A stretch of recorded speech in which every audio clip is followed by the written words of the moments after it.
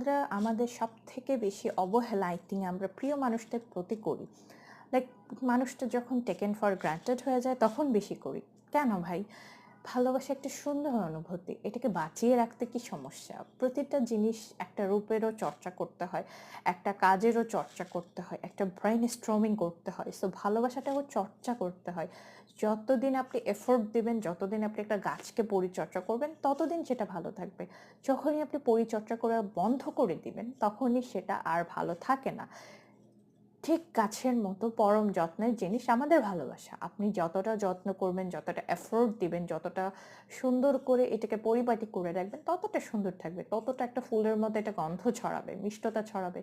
যত্ন করা ছেড়ে দিবেন, এটা আগাছায় পরিণত হবে। প্রিয় মানুষটাকে টেকেন ফর গ্রান্টেড না নিয়ে প্রতিটা মুহূর্তে এটাকে পুনরুজ্জীবিত করুন না। পুনরুজ্জীবিত করতে বেশি কিছু তো লাগে না। জাস্ট ছোট, ছোট কিছু এফোর্ট লাগে, ছোট, ছোট কিছু